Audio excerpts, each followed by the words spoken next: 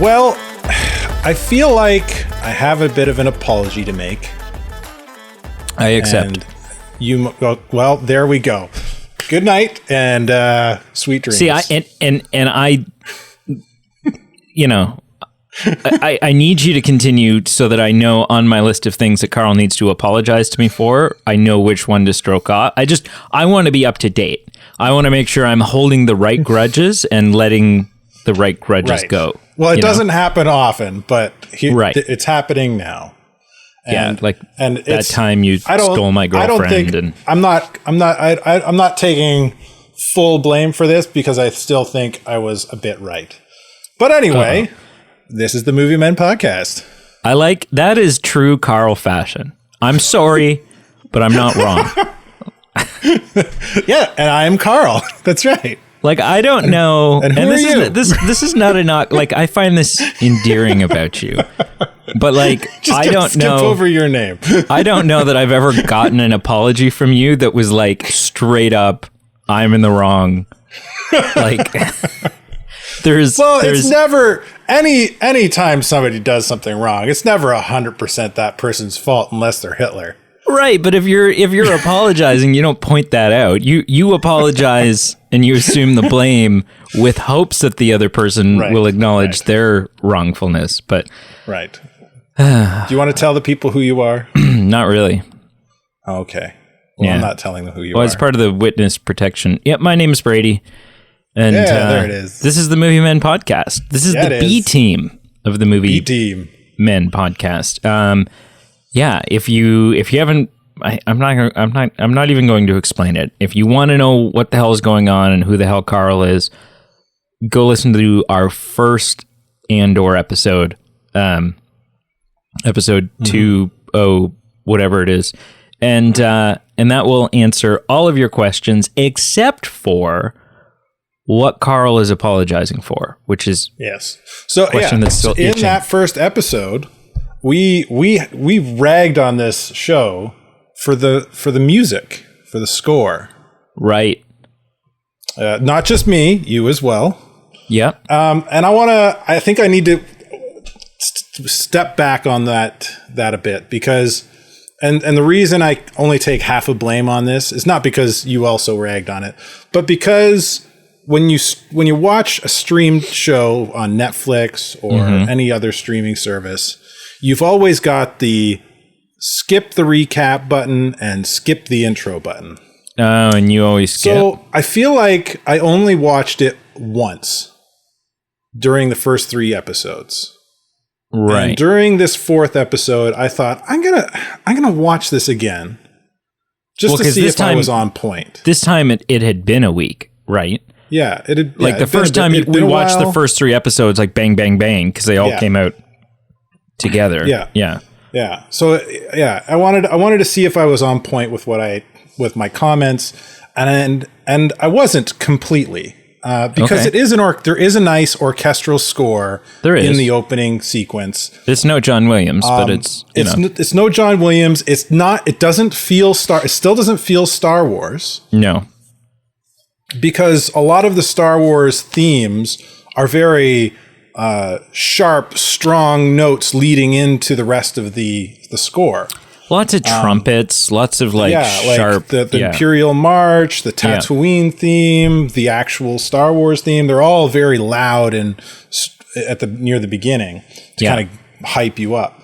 And this one is very soft the whole way through. And I think it hurts it because it doesn't feel Star Wars, but at the same time, listening to it probably for the second time because of that skip preview or skip title sequence, I think it also kind of helps it because a good opening sequence should accent the what the show's about. It should speak to a little bit musically what the show's about. And because it's kind of quiet and subversive and mysterious, that is kind of what Andor is about. Secrecy, spying, building up something in quiet and behind the scenes and not trying to get caught. So I think it helps it, but it hurts it. So a little bit of a backstep on previous statements and an apology if I ruffled any feathers on it. But So I still stand by doesn't feel Star Wars, but at the same time, it is an orchestral score, which I didn't believe it was the first time when I said it.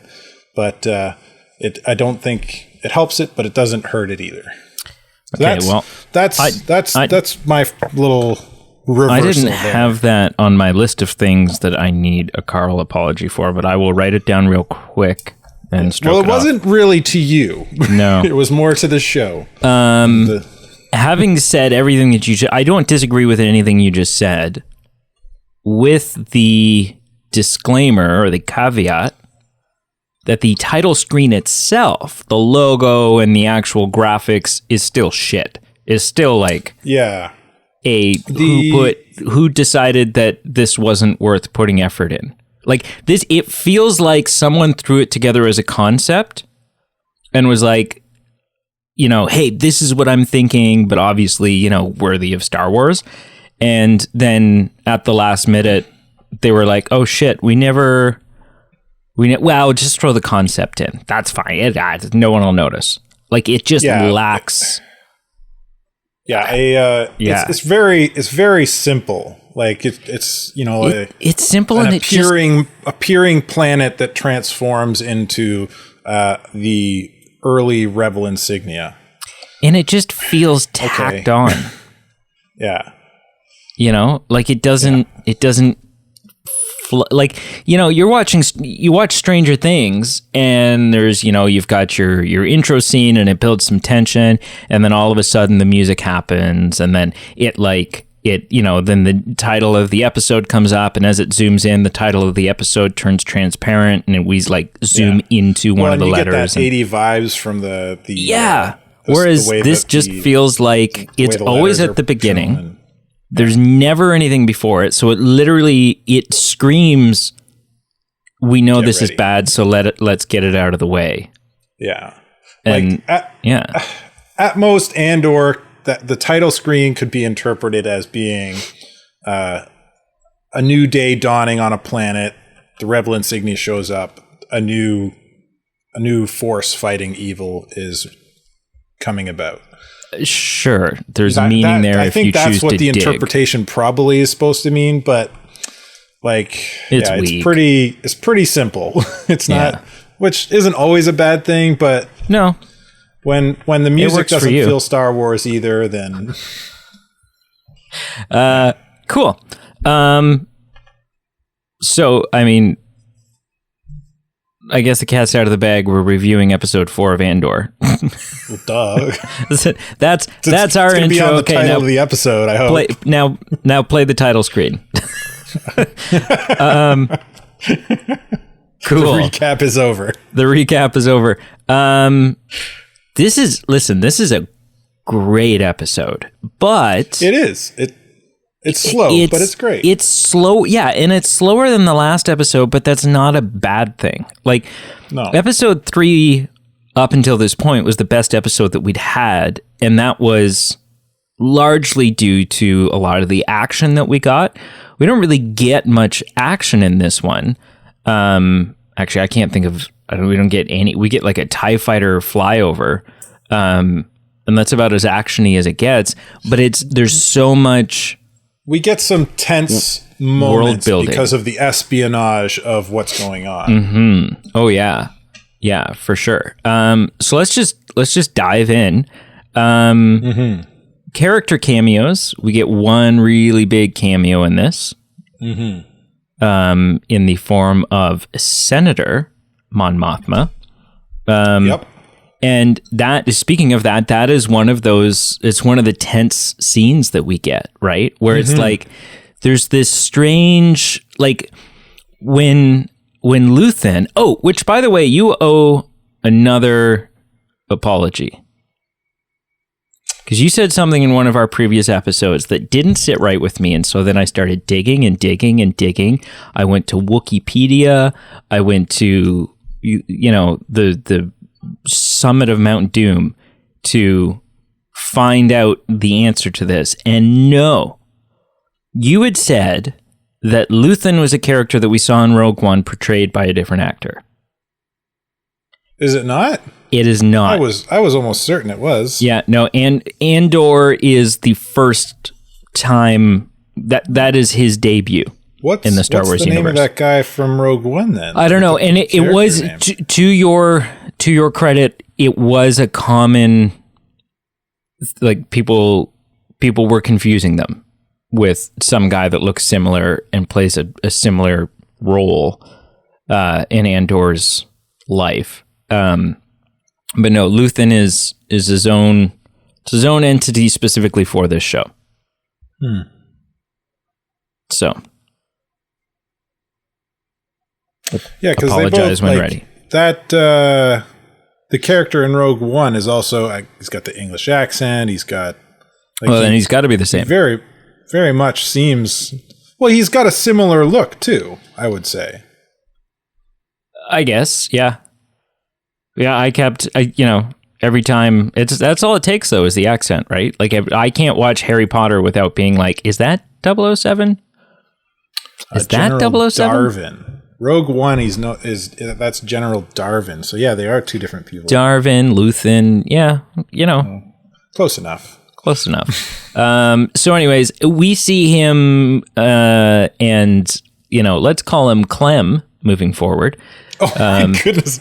Okay, hang on. Of all the names you could pick. I feel like we've jumped forward too far. We have. Okay, you know what? You take the reins. Let's step back to the beginning and this is your show. Walk through the episode.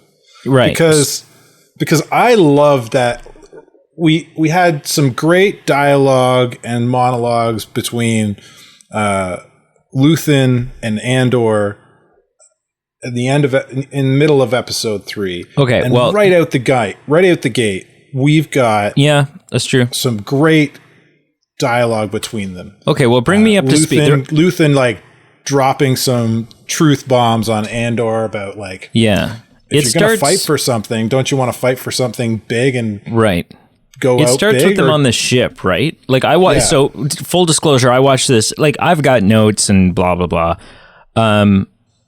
I watched this late last night and I had 2 whiskeys in me, so. You're gonna have to fill me in on just the order in which things happen, because my notes kind of jump all over the place. Start out on the ship.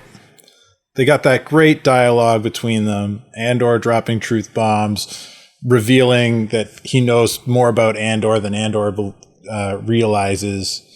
Right. And yes. It's just like Andor's like, you don't know me, and I spent 2 years fighting, I know this, and the rest I can imagine because I can put myself in that place and just understand and imagine where your headspace is at. That was such a great line, though. That moment where he's like, where Andor is like bullshitting a story. Right, yeah, he's like, I fought for 2 years and blah blah blah blah blah blah blah and all this stuff, and so don't act like you know me.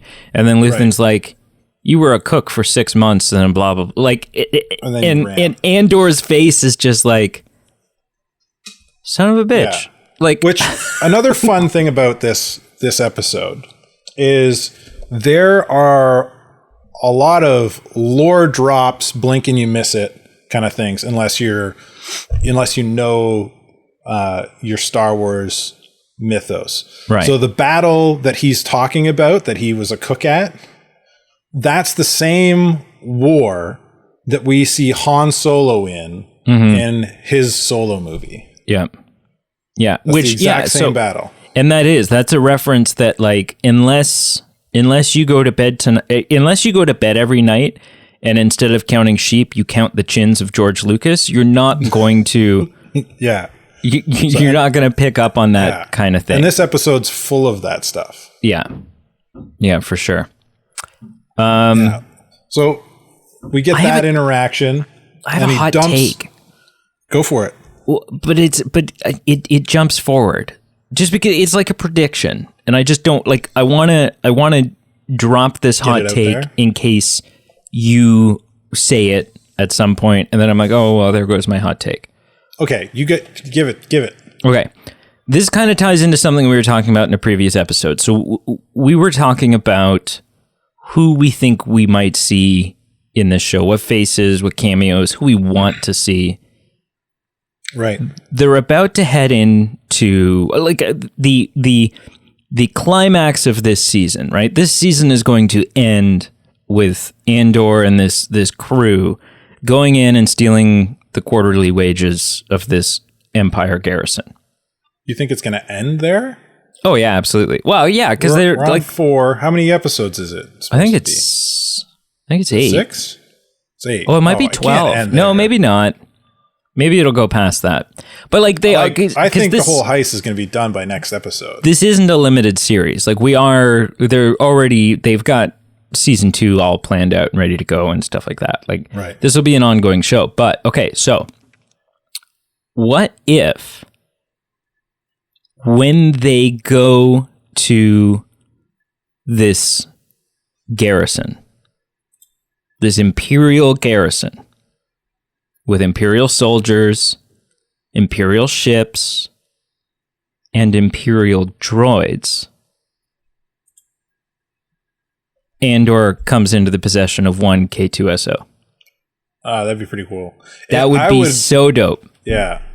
I didn't think about that. He's one of the big guys I'm hoping we run into sooner than later. And the sooner we run into K2SO, the better, because in Rogue One, the chemistry between those two characters is really fun. Yeah. Also, I came up because so I was thinking about it.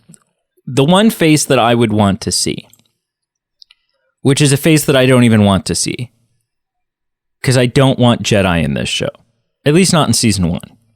Right? It's just not. I don't think we'll see that. No, and I don't think we will. But if we were, I was thinking about it. It was like, if we were to see a Jedi, what Jedi would I want to see? What Jedi would have the most impact? If they are going to do a Jedi, which I don't think they are, and I hope they don't, but which one would have the most impact? Which one would like just have everyone's jaw on the floor and be this big thing? And I'm like, okay, well, canonically, who's around? Well, we have Obi-Wan Kenobi, right? Is alive at this point. We have Ahsoka is alive and out there somewhere at this point. And we have Yoda is alive and out there at this point. And I'm like, all of those just kind of feel like, Yoda wouldn't make any sense. It just simply doesn't make any sense. Obi-Wan Kenobi, but not without going to Tatooine. We just got all this stuff with him already, and like we don't, And Ahsoka, of those 3, Ahsoka kind of makes the most sense, that they could kind of cross paths. But, and this will never happen, so please, people, don't jump in the comments and be like, oh, you just want fan service and that would totally ruin the show. I agree. This would totally ruin the show. But if we're in the world of declaring that there's underwear in the Star Wars universe and we're starting shows off in brothels and, like whatever else, we're like, the sky's the limit in this show. If you are going to do the wrong thing and give us a Jedi, this is where you canonize the survival of Mace Windu. Which I don't want to happen. I don't. I would be very upset if it did happen. But you have to admit that of all the options, of all the Jedi that could show up, the one that would like send ripples through, the one that would have the most like, okay, like you're making a statement here. You have just solidified something that has only ever been a fan theory up until this point. Mm-hmm. Right? It is like the largest fan theory next to Darth Jar Jar. Yeah. Well, yeah. So I hear you. I think that would be interesting. Yeah. I don't want it to happen. On that note, we do get a Jedi reference in this the Kyber crystal. Scene. In a Kyber, he doesn't call it a Kyber crystal though. He calls it a Kuwati signet. Hey, he says the word Kyber though. Does he? Yeah, he does. He describes it afterwards as Kyber. Oh, does he? Okay, I must have missed that part. So it is a Kyber crystal. But there's another cool lore drop there in that they mentioned the Rakatan War. Yeah. Which is from the Knights of the Old Republic game is the first time we see that. So that's a really cool lore drop, is that this Kyber crystal somewhere along the line made its way to him, but somehow dates back to this ancient war from the Old Republic, which is a really cool lore drop. So now the Rakatan War and the Rakatans are, who were dark side Force users, are now official canon again. I've been heavily considering going back and replaying those games. Yeah, they're really good. There's supposed to be a remake in the works, but I don't think it's. If I remember right, it's canned. I don't know. I hope really, so. Yeah, because I was not into the MMO. Yeah. So, but Anyway, so that was really cool, and that just kind of lends more credence to Darth Revan and that whole storyline, and which is not. I don't believe it's. I don't think it's been Revan canonized. is official canon right now because he's been mentioned in some of the cartoons. Oh, okay. He was stupid cartoon. Bane was mentioned in the Clone Wars cartoon. Yes, but if Bane is mentioned, then and he's now canon again. Bane gets his rule of two. From Revan, the teachings of Revan. Yeah. There's many casual Star Wars fans right now are like, cool. What the hell are you talking about? Yeah. It's really like for somebody who loves Star Wars and knows a lot about it, making the Rakatan War canon again is like, yeah, that's such a cool thing. Yeah. So So anyway, we get that cool dialogue between them, gives him the crystal, and then he hands Clem, who I guess he's a hillbilly now. Yeah. All I can think of is off to this girl named Vel. When I hear Clem, the only thing I can think of is back in the day. I don't know. This seems like the type of thing you're into, like some old stuff, right? Like old comedy and old. It's I'm pretty sure one of the Beverly Hillbillies was named Clem. Oh, is it? So what? Or someone from The Simpsons, one of the Simpsons characters. Mine goes back even further. My grandmother got me into Red Skelton and the old And I know Red Skelton very well. He had a character named Clem Kadiddlehopper that he played. And that's the only thing, like the whole, as soon as he said, I'm Clem, that my first thought was, but why? And then like of all the names you could come up with. Yeah. Clem. Like, oh man. Why not Kyle? Like you've already got the blaster that looks like Kyle Katarn's. Why not choose the name Kyle? Yeah, you're meant to be sort of inspired by Kyle. Yeah, just lean into that a little more. Yeah. No, Clem. Anyway. Clem joins up with Val, who is part of the leader of a group of early resistance fighters. We do get the word rebels and rebellion dropped in this. So the Empire is aware that they're not a cohesive unit though. They're a bunch of small separate things because later on we find what's his name? Not Karn. Karn's the Imperial dude. I got it written down here. The chief Nemec. Inspector. Nemec is on watch duty. He's asleep. He gets woken up by Skeen. He should have been shot. Skeen's like, you're dead. If you do that on Saul Guerrero, we get a name drop for Saul Guerrero, which is cool. Yep. Saul Guerrero, and he names a couple other people. They'll just shoot you. They won't like they're not going to stand for it. Yeah, so I rolled. The resistance is happening all over the galaxy, but it's not a unified force. They're a bunch of small individuals doing their own individual thing.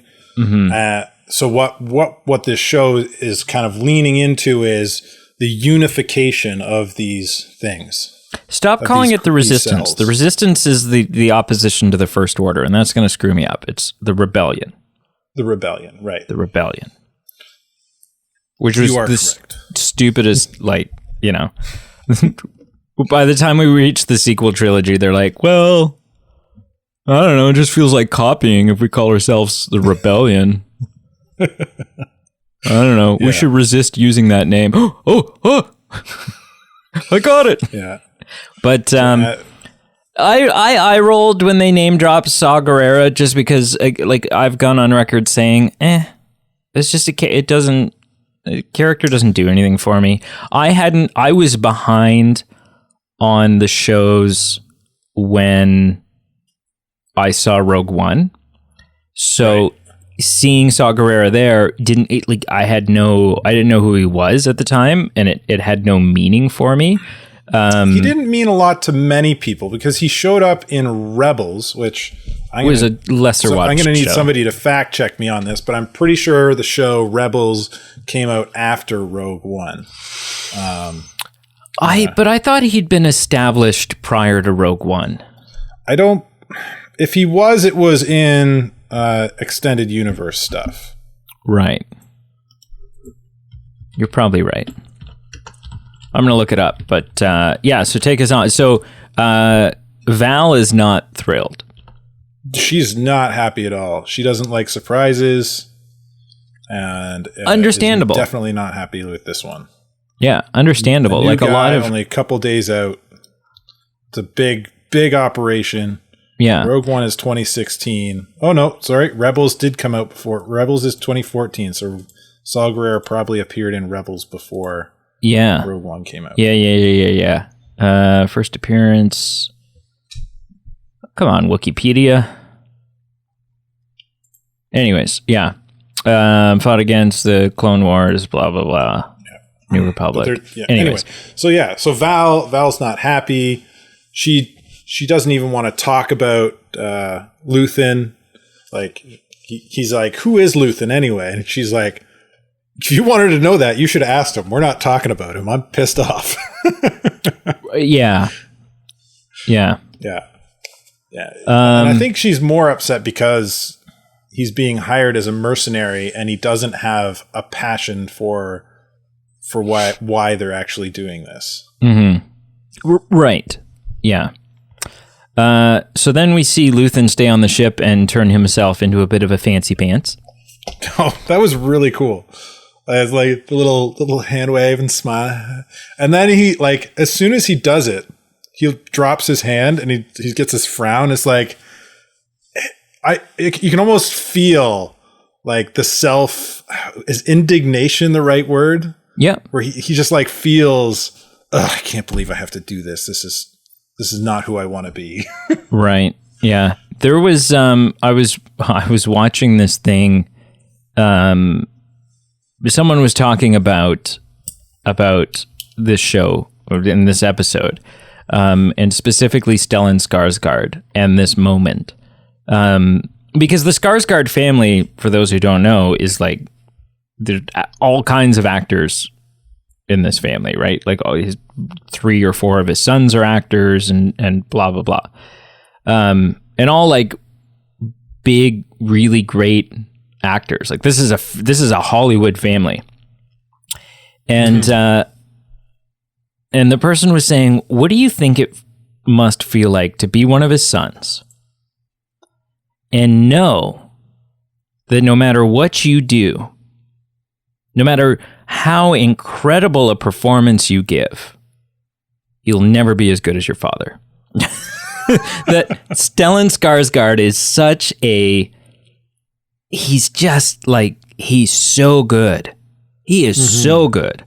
Whether it's in this or it's in his role in the MCU or, whatever it is, he touches, nails it to a T.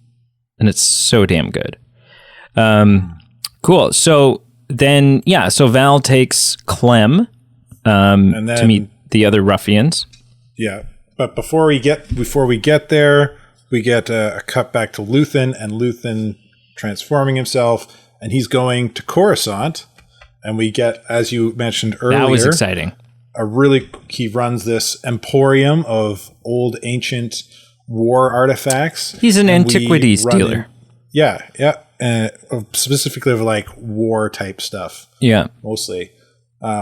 Which was cool because, like, in that scene, I'm looking for so more. Much in there. Yeah, there's so much. Like, it starts, and I'm like, I've watched a few videos that break it down. I had to go back and watch it again because the first time I watched it, I missed all of the dialogue, because I'm just like, I'm paying no attention to what's happening there. I'm looking for all kinds of armor in the background, and some things that, like, I don't know, it's interesting. There's this weird thing that's happening where the larger Star Wars fandom gets, the more people who are brought into the fold of Star Wars and sort of this like expanded universe stuff, the less obscure some Easter eggs become.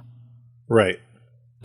Which is exciting, and it's also kind of like I don't know, I'm losing my hold on some of the exclusivity of Star Wars. Like, and so the moment that happened to me was like this scene happens, and I'm like, ooh, like I wonder if there's like some Mandalorian war armor, and then I'd be like, oh right, but with the show The Mandalorian now, like that wouldn't be as and there is a piece of Mandalorian chest plate armor. There is, and there's a bunch of other cool little things like. There's I didn't see it through my 2 watch throughs, but I saw it when I watched a YouTube video breaking the scene down and pointing out all the little Easter eggs, because there are blink and you miss it scenes. But like, I don't think it's his, but the character Jedi Master Plo Koon. He's got like a really weird bug face, and he's got like these things over his eyes and a rebreather mask, and one of those his mask is in the Emporium, but it's not necessarily his mask, because everyone from his species can't survive off their planet with one of these devices. Essentially, oxygen. It'd be like a Quarian helmet from the Mass Effect universe. Yeah, they all have these. Yeah, these off suits. Their planet, they can't survive without one of those masks. Yeah. So it's just full of cool Easter eggs. It'd take too long to break them all down, so YouTube it, check it out. Moving on. The one thing I did hope we get Mon Mothma, like you had mentioned. Yeah, the one thing I did hope to see, like looking for armor in the background, that I thought would have been really cool, would have been like we all know Mandalorian armor now, but I think it would have been cool to see like an Old Republic era Mandalorian armor. Okay, something a little more old school. Something a little more old school, like the Mandalore Wars and stuff like that. That would just be like, oh, cool, like there's a deep cut, right? Or even like, I don't know what you would do, but anyways. So we get Mon Mothma introduction, and this is a great scene. Really tense scene because she doesn't. There's a new driver. We don't know who it is. It's suspected that this driver's a spy. He gets distracted by the assistant.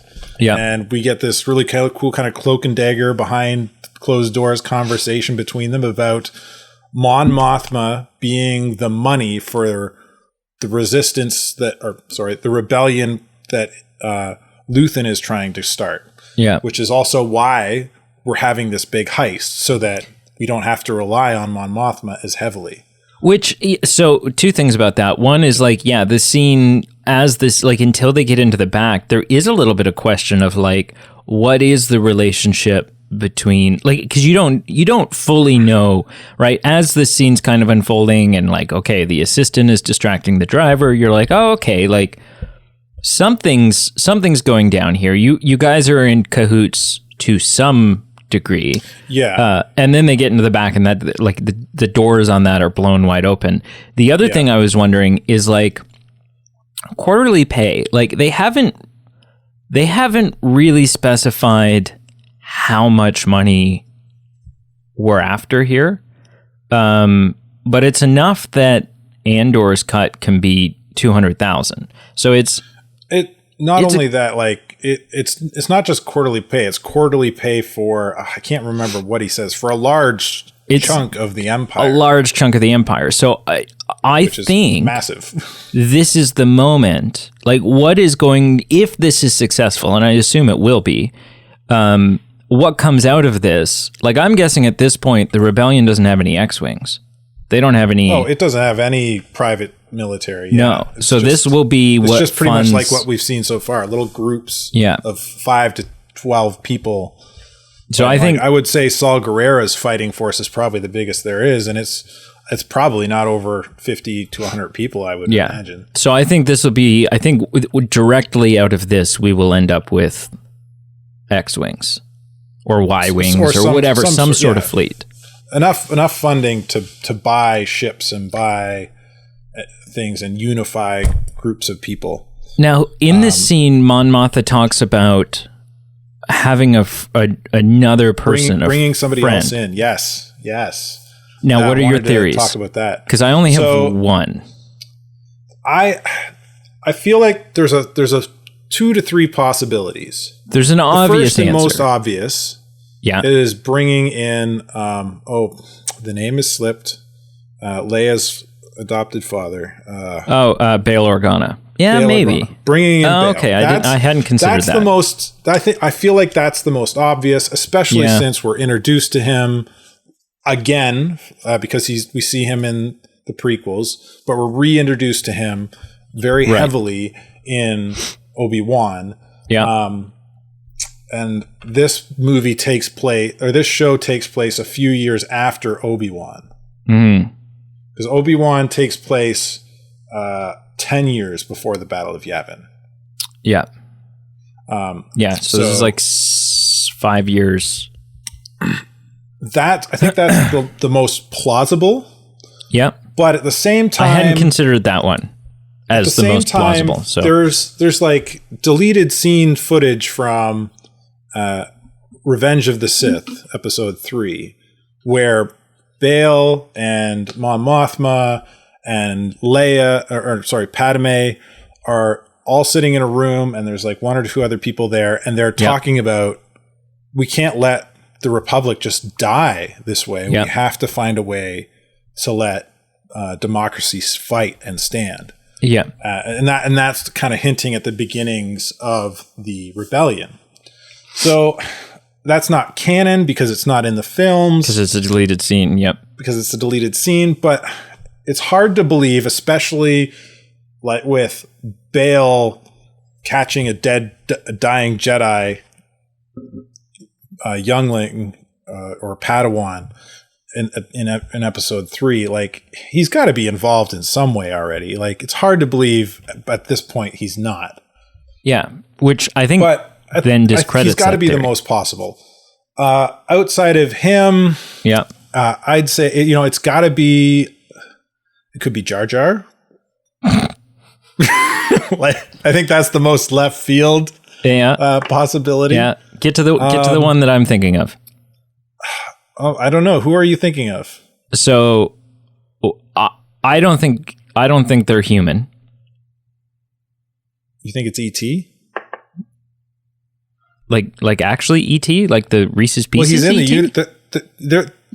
he's in I know. Star Wars. I know. No, what if it's Amon Calamari? Oh. What if she wants to bring Akbar in? You think it would be Admiral Akbar, or you think it would just be Amon Calamari and Senator? No, I think it'd be he's not an admiral at this point because they don't have a fleet, right? There's nothing to be an admiral of. Right. But yeah, maybe it's Akbar. That would be so cool. That would be cool. Yeah. Yeah. Yeah. I didn't have a third person in mind, but I'm sure there's other options there. Because Akbar, like, he's high up in this whole thing. Yeah. Right. Like, he, at least by the time we catch up with him in the original trilogy. Yeah. I don't know. I think I feel like it's going to end up being Bail Organa. Yeah. I don't see how it could be anybody else. I mean, the actor that plays him keeps popping up, and like he's he is like, almost. We just saw him in Obi-Wan. There wasn't really anything in Obi-Wan hinting that he was part of a rebellion, more that he was just not happy with the Empire. So, but what the show wasn't about him or the rebellion. So I don't like. I feel like that's who it's going to end up being. Mm-hmm. He's got money. Alderaan, which is the planet he's in Rogue One, is a very wealthy planet. It's a very neutral planet. the Empire doesn't have a lot of pull on it. So, like, I feel like that could be a very easy and seamless for his character to come into this show. Yeah. Anybody else, I feel like it'd be shoehorning. Yeah, quite possibly. Is he in Rogue One? I don't think so. I don't know. Because I feel like he's in a lot of things. He's in Clone Wars. He's in. Was he in Rebels? He's mentioned in just about everything. He's in the cartoons for sure. He's in the cartoons. He's almost become as. I don't see him on the no, the list of actors on IMDb for Rogue One. No. But he's almost become like the R2D2 C3PO of like he's kind of the thing that keeps everything together. Cool. Let's keep barreling through. Ends. Yep. So this scene ends, and we get to meet some new characters. We get to meet some people who are essentially the secret police of the Empire, the leaders of the secret police for the Empire. I don't know what you'd call them, or what I don't know. We'll call them the white coats. Anyway, yeah. So, and they're going over like all this, giving reports to the head honcho about their sectors they're in charge of, and he gets upset because they're not paying attention to what they need to pay attention to, because they're just paying attention to numbers and anytime there's skirmishes going on. And he's like, no, what do we do here? And then he gives this really cool speech about how they're looking for symptoms and they're the cure, and they're more like doctors for the empire, the health of the Empire. This scene was conflicting for me because every time I see like another facet of the Empire, of Imperial forces, I'm just like, I don't know, for the first time possibly ever, the scene had me just sitting and questioning, like, what is the Empire? Like, the Empire is the government under Palpatine as the Emperor. And it's a governing body. But I'm just like, I don't know, there's so many things where I'm like, how much of this, like, I don't know, there's this council, this group of people clearly have a sense of duty and a sense of purpose and a sense of, importance. But I'm wondering, like, how much of that is just like, how much of that is just them being fed that like, oh, this is like being allowed to think that this is important, because there's no way Palpatine gives a shit about like 90% of the inner workings of the Empire, right? His focus. That's why this group is here, right? Like, these guys are like what the KGB is to Russia, right? They're there to anytime to spy on and to keep tabs on what's going on around the galaxy. And when there looks like there's something that's going to disrupt the Empire's goals, then they secretly take it out as quietly as possible so that it doesn't cause any more commotion. But so raised the question. Essentially, they're trying to root out the rebellious factions. Yeah, but like, what is the Empire's goals? Like, and is the Empire's brings peace goals and stability to the universe? Yeah, shut up. Is the Empire's no, but goals? Seriously, that I believe, like, the average citizen of the Empire that believes in what the Empire is doing, that's what they believe. But is the Empire's that's what goals, Karn, like our buddy Karn, who we're gonna run into again in a minute, that's what he believes, right? Like, the reason he did what he did is because he believes that if we don't track this killer down, it's going to disrupt the peace and stability of what we're trying to do here. Yeah, but so is the Empire's goals the Emperor's goals? like, is peace and stability what the Emperor wants? Which comes down, because, like, I would think that the Emperor, being the Sith Lord, which, you know, arguably, it's not even arguably, like, I think it's pretty much common knowledge that 99% of the people in play here don't know that. They don't know that the Empire is being run by the Sith. His focus, his goal, his interests are like dark side of the Force related, not some of this like political garbage, right? His whole thing, becoming a politician, was a means to an end, right? It was wipe out. It was a means to take out the Jedi. Yeah, and that's his focus. He's got now that the Jedi are essentially gone and not a threat. He does want to rule the galaxy the way he feels it should be ruled. Right. So that begs the question: does the Emperor think that he is a bad guy? Or does he believe, you know, is he like Magneto? Well, does he genuinely believe that what story? Yeah, but I mean, the Emperor is so evil that you have to question. Like, he must know he's evil. Yeah, but I mean, from Anakin's point of view, the Jedi are evil. Yeah, well, from a certain point of view, everything in the Star Wars universe can just be lied about. So, I think he knows a lot of what he does is not nice. Yeah. Right? Like, but at the same time, I think in his mind, he's bringing peace and stability to the galaxy. Yeah. Through a firm, overbearing hand. See, now all I can hear in my head is Luke going, a certain point of view? Like, what I told you was true from a certain point of view. That line, Luke's like, follow-up line should be... The robot chicken bit on that where Obi-Wan Force Ghost starts going to song and dance about a certain point of view. Oh, I haven't seen that. That's hilarious. Luke's line there, I will forever maintain that Luke's line there should have been, a certain point of view? Go to hell. Like, come off it, you crazy bastard. Like, what are you talking about? Yeah. Cool. What's next?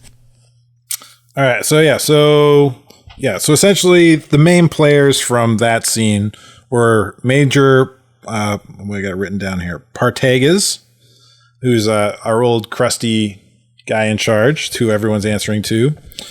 We've got Lieutenant Marrow, who is in charge of the planet that Andor and Luthen just had a big fight on.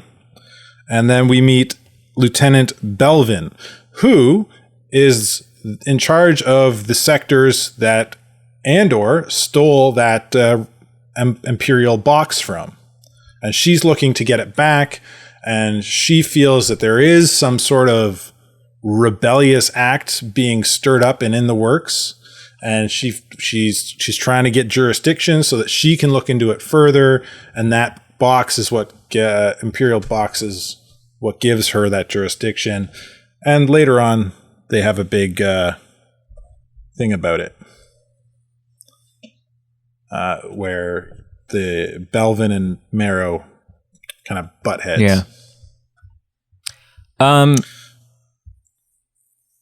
What was I going to say? Are the planets... So you talked about, like, she was in control of the planet that they just had the fight on. Are the planets getting confusing for you? And how so? Sometimes I'm like, I don't know. Sometimes there's characters who are, like, leaving a planet and going to another planet, except they're going to the planet that I thought they were just on. And I'm like, I don't know. I'm losing track of, like, what's happening on which planet. I don't think so. No, and I don't think I feel like I'm following pretty close, because they're kind of sticking true to what Star Wars does, and that each planet looks vastly different. Like Hoth is all ice, and Andor is just a tree planet. So even though like the planet Andor is on currently looks like it might just be look like the whole planet might look like Ireland, even though it probably does have a North Pole and South Pole Arctic stuff. You know what I mean? Snow somewhere. Yeah. As far as we can tell, it's just kind of looks like Ireland, the whole thing. Yeah, that must be where it's happening. Yeah. So I like because of that kind of stark contrast and color palette changes, I feel like I'm following pretty closely. That's fair. Okay. And I'm more curious to know who's is Marrow, because this planet's probably fairly close to the planet Andor and Luthen just escaped from, the one that the heist is going to go down on. I want to know if it's also under Marrow's control. So Marrow is supposed to oversee the planet that Andor grew up on, and Belvin's trying to get jurisdiction in there, but isn't. She gets shot down. But I want to know if Belvin is also going to be in charge of, Marrow is also in charge of the planet where shit's about to hit the fan again. Oh, I assume so. And then Belvin will be able to point the finger and go, I told you so. Or if it's on the other, the one that she's having qualms with, it could also be on his planet, which would be like shit. Right? Like it would prove him wrong.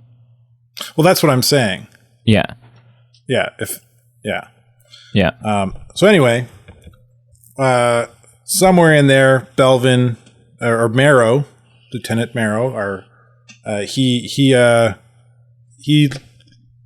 interacts with our heads of security from the first 3 episodes who did not handle things smoothly, and both of our predictions were wrong, and everybody got fired. So the entire corporation got fired from. I thought he was going to get fired. You thought that you were saying just Karn would get fired, and that his supervisor would. No.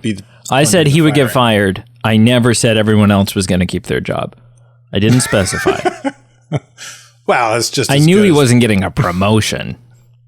I still think he's going to get a promotion. Yeah. He got slapped in the face by his own mama. Like, my new prediction is that Belvin, Lieutenant Belvin, she's going to track Karn down because he saw something going on, and she's going to loop him into her investigation.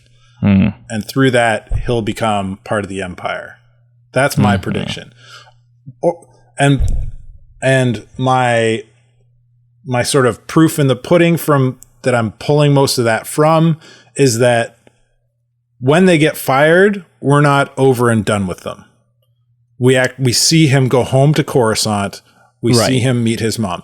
If he's not still a part of the story somehow, if he's not still important, why do we need to go see him with his tail behind it? Go home with his tail behind behind. But why do we need to see him go home with his tail between his legs back to mom? For slapstick comedy, just so that she can slap him in the face, and we can all giggle a little. Him and yell at the neighbor across the street. What are you looking at? Yeah, yeah. He's still important to the story, I think, and I think that he's going to be pulled back in by Belvin, who's trying to root out this rebellion. Yeah. So Clem gets he gets kind of brought up to speed. He doesn't get a warm reception from the rest of the gaggle. Nope.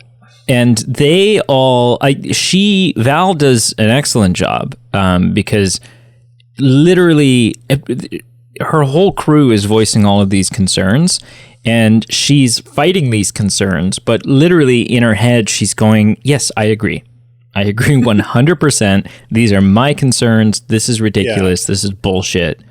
Well, she even says as much when the Imperial traitor shows up later on, and he's like, I should have been told about this beforehand.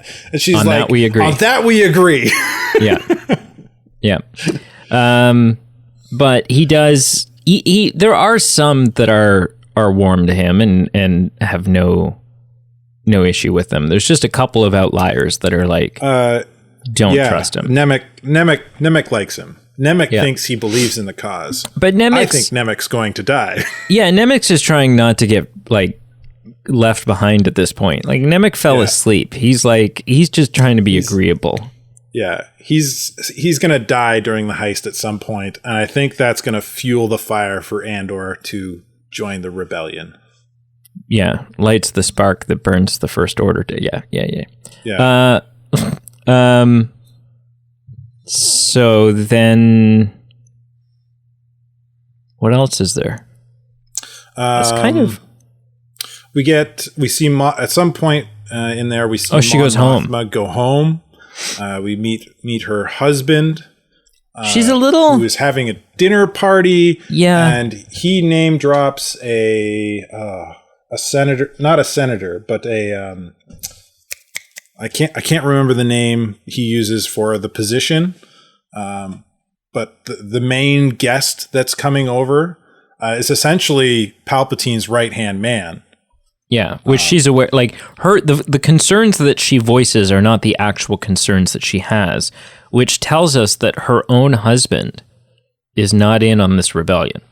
No, nor does he give a crap, because these are his buddies and he agrees with what they're doing, I believe. Mostly because he's not a senator, right? Like he doesn't have the same passion for helping people that Mon Mothma does. Yeah. So all the things she's been working towards over the years that are now being torn down under the boot of the Empire, and she's heartbroken over, he's just like a bad husband and goes, I don't care. I want to have drinks with my buddies. Yeah. Can't you just put on a smile and play nice? And I was not she's just thrilled. like, I won't be happy about it and I won't do it, and good for her. Yeah, I was not entirely thrilled with her portrayal in this scene. Just because I liked all of it, except for it felt off-brand the way that she talked to the house worker. I don't want to say servant, but like the person who was setting the table. She was kind of snippet with him and told him. She was just, like came across as like super. Like I get there's a pecking order in the house here. Like she's a senator, but like. It was just very like cold and demanding and rude and standoffish, and it just didn't feel. I think it's out of character for it. Like you're saying, it's out of character, right? I'm saying I've always thought of Mon Mothma sort of as like the Julie Andrews of the Star Wars universe, and there's some like just gentle and like. Yeah. So to hear her like raise her voice and snap at someone who has not done anything, like did not deserve that. That was misdirected anger. I think I can see where you're coming from with this, and I hear it, but I disagree. I disagree because one, she's in her house, so when you're home. You might act a little differently than you do in public. Not drastically so, but you'll let your guard down a little more. You'll speak a little more freer. It's true. That's why I don't come visit you. Well, I don't have to wear pants if I don't want to, Brady, and you're just going to have to put up with it. You know I have no issue with that. That is like of all things you could throw my direction. Social nudity is what you went with? Yeah, I should have thought of something else. Like I don't come over and visit because you're so persistent to wear your pants when I'm there. I'm like, Anyway, moving on. Reason number 2 is she's been thrown a huge curveball. Like something she's not like. It was in her calendar, but obviously she didn't think he was serious or completely forgot about it. Are we canonizing Google Calendar at this point? Is that what's... No, it's Coruscant Calendar. Oh, okay. It's completely different. Cora Calendar, yeah. Cora calendar. Yeah. Cool. It's the Imperial calendar. So it was in her calendar, but she forgot to set a reminder. And so this is a huge curveball. One, because it's a big party and she's just not mentally prepared for it. It's happening that night. And two, everybody, like, she's going through the list before the guy asked the guy to leave. Everybody on the list are people that hate her, or at least hate what she's doing. Yeah, but it's not just that. Like, she's voicing that as her concern, but it's she's got other concerns there because she's trying to start a rebellion. Yeah, I'm so excited to see this dinner party. That only adds to the point, though. Yeah, right. Like, I really hope we get to see it. All of a sudden, she's on eggshells, and she wasn't anticipating it. She had no prep time to have a cool head, which, they argue that the discussion starts to get heated. There's somebody here that she doesn't want to be in the room or doesn't need to be in the room. So snap, get out of here. Continue conversation. Yeah. So I hear your point, but I think it fits the character. Okay. That's fair. I think that's mostly it, right? Like, those are our big main plot points. Yeah, that's pretty much it. We get a couple new characters from the Rebel side and from the Imperial side. We set up for this big heist on the one side, on the Rebel side, and on the other side of the fence, we realize they're not going completely unnoticed. People within the Empire are aware that something is happening. They're just not sure what yet. Yeah. So we're creating some tension there, which is nice. So I guess the big question is, was this episode a win or a fail for you? For me, it was a definite win. Slower. There's no action. Slower than the last episode, which was full of action. But with all the lore dumps and the way they paced it, and with the tension and setting things up for the next episode, this was a lot of fun to watch. It felt Star Wars again, which is nice, and we'll hopefully continue going forward with just those little lore dumps and little visual things that make it feel definitively Star Wars. Mm-hmm. And you? Definitely a win. They set up a lot in this episode. I did not, like I said at the beginning, I don't think it was a bad thing that it was a slower episode, because I think if you tried to pack too much action into this, a lot of the important setup that was happening would sort of get lost in the mix. And there wouldn't be that same, like, action, as tense as action is, action on screen serves as like a tension relief. It's the apex of of and tension. so this whole episode was just like not stress inducing, but like sort of like it was supposed to make you feel the severity of the stakes, up more and more tension, raising the stakes. That's a good way of putting it. It was a total win. Win. Awesome. All right, I will wrap this up. Unless in the last week you're like, by all means, go for it. Thank you for listening. Both Carl and I greatly appreciate it. Mm-hmm. Make sure you like, comment, follow. I gotta subscribe. Get Pete to write a script Patreon, for me. Yeah, merch. Patreon links down below. Merch, Movie Men Bingo, which maybe needs to be updated. I don't know. We'll see. But yeah, check all those things out. Your support really, really goes a long way, and is much appreciated. But most importantly, comment on, reach out to us on Facebook, on Twitter, on Instagram, whatever, and let us know what you think of this episode. Was it a win for you? Was it a fail? Do you like what they're doing? Do you have any theories about what's going to happen? Yeah. Or are you still sitting there thinking to yourself, who asked for this show?